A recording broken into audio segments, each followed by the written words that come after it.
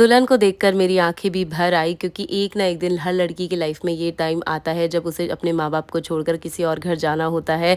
और जब दुल्हन के पापा एक प्यारे से गाने पर डांस कर रहे थे, तब दुल्हन और मेरी दोनों की आंखों में बहुत ही ज़्यादा आंसू थे।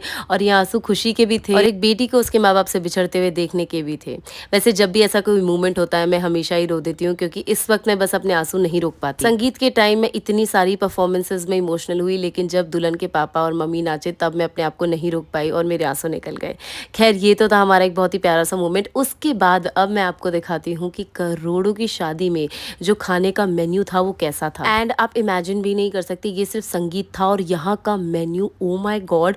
आप पहली चीज़ तो जो भी चीज़ मैं ले रही थी ना, आप किसी में भी कमी नहीं निकाल सकते। यहाँ पर हर एक तरीके का एग्जॉटिक फ्रूट था। मैंने सबसे पहले पाव भाजी टेस्ट की एंड ओ माय गॉड, जितने मेरे आंसू निकले थे ना, अब मैं उतनी ज़्यादा खुश हूँ क्योंकि खाना बहुत ही ज़्यादा यम्मी था। मेरे हाथ में जो आप वाइन का ग्लास देख रहे हो, इसमें एक्चुअली वाइन नहीं बल्कि छोले कुलचे हैं। कुलचे भी कुछ अलग ही तरीके के, ये गोल से पाव के थे। इतना ज़्यादा टेस्टी था, ये भी मैंने टेस्ट किया था। इसके छोले इतने यम्मी थे, मतलब आप नॉर्मली ऐसे छोले सिर्फ और सिर्फ किसी अच्छी सी चाट वाली शॉप पर खा सकते हो, पर यहाँ पर वो चाट वाला स्वाद भी था। खजूर होने को तो एक मीठा फ्रूट है, लेकिन क्या आपने कभी खजूर चाट खाई है? मैंने खाई इस शादी में, ये मैंने पहले कभी ट्राई नहीं की थी। एंड जब मैंने इसे खा के देखा तो मुझे ये काफ़ी पसंद आई। इसमें बस रोस्टेड खजूर, उसके ऊपर काला नमक, चाट मसाला और नींबू था। एंड खाने में ये काफ़ी ज़्यादा टेस्टी था। सरप्राइजिंगली मुझे लगा नहीं था कि टेस्टी होगा। फिर भाई गोलगप्पे, शादी के तो मैं कभी मिस कर ही नहीं सकती, तो मैंने गोलगप्पे भी खाए। यहाँ पर अलग अलग फ्लेवर के पानी थे। मैंने भैया को बोला था, भैया मुझे सबसे चटपटा वाला खिलाओ। एंड ये इतना ज़्यादा यमी था। मतलब इस शादी में ना, जब से मैंने खाना चालू किया तब से मैं रुकी नहीं रही हूँ, क्योंकि सब कुछ बहुत ही ज़्यादा यमी है। जिस भी स्टॉल पे मैं जा रही थी ना, मैं बस वहाँ पे रुकी जा रही थी, क्योंकि खाना इतना अच्छा था। और मैं बस ये सोच रही थी कि मैं अपना पेट इसी 2-4 खाने से ना भर लूँ, क्योंकि मुझे सब कुछ ट्राई करना ही है। यहाँ मैं गोलगप्पे खा रही हूँ, वहाँ सूरज नूडल्स खा रहा है। एंड सूरज ने मुझे बताया कि नूडल्स इतने क्रिस्पी एंड इतने यमी थे कि मुझे ट्राई करने बनते थे, क्योंकि मैं एक नूडल फ़ैन हूँ।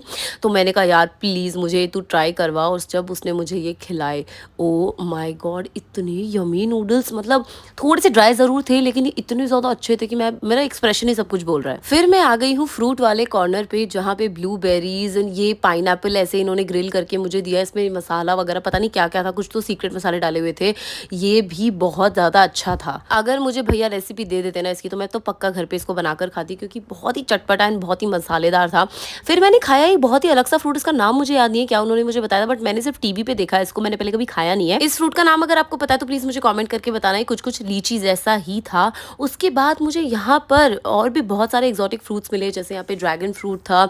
इसके अलावा गुआवा तो हर जगह पर ही दिख रहे थे, खैर वो तो सीजन का फ्रूट है। लेकिन क्या आप इमेजिन कर सकते हो, मुझे यहाँ पर वो चीज़ मिली जो आपको सर्दियों में कभी मिल ही नहीं सकती। जी हाँ, मुझे यहाँ पर आम भी मिला, और उसे देखकर मैं इतनी ज़्यादा खुश थी, क्योंकि आम तो मेरा फेवरेट फ्रूट है, उसे मैं कभी भी नहीं छोड़ती। और सिर्फ आम ही नहीं, एक फ्रूट है जिसको कहते हैं पैशन फ्रूट। आप ये जो छोटी छोटी ग्लासेस में देख रहे हो ना, ये वही है। अभी बड़ा कैसा दिखता है वो मैं आपको नहीं दिखा पाऊंगी, क्योंकि फिलहाल ये इसी फॉर्म में है। बट मुझे ये भी खाना था, ये भी ट्राई करना था। बहुत ही अजीब सा टेक्सचर था इसका, बड़ा ना जेली टाइप सा। मैंने इसको खाया एंड मुझे कोई कुछ खास पसंद नहीं आया, तो फिर मैंने सोचा क्यों ना सूरज को खिला दूँ, बट उसने इसको देखते ही मना कर दिया कि नहीं, मैं नहीं खाऊंगा। उसके बाद मैंने एक अजीब सा फ्रूट खाया जो दिखने में तो मैंगो जैसा था, बट मैंगो नहीं था। मुझे लगा था पहले कि मैंगो है, बट मैंगो नहीं था। लेकिन ये उससे कम भी नहीं था, ये बहुत ही ज़्यादा टेस्टी था। मेरे मुँह से आम निकल ही गया, तो मुझे वो भी यहाँ पर मिल गया। एंड वो भी इतना ज़्यादा टेस्टी कि मैं क्या बताऊँ। मतलब बिना सीजन के आम फीके होते हैं, अच्छे नहीं होते, बट ये बहुत ज़्यादा यमी था। इतने तरीके के सैलेड थे कि मैं तो गिनने जाऊँ तो मेरी गिनती खत्म हो जाए, पर ये खत्म नहीं होंगे। मैंने इनमें से सिर्फ थोड़ा सा पास्ता लिया और थोड़े बहुत प्याज लिए, इसके अलावा मैंने कुछ नहीं लिया। मिठाइयों की भी इतनी बड़ी वैरायटी थी।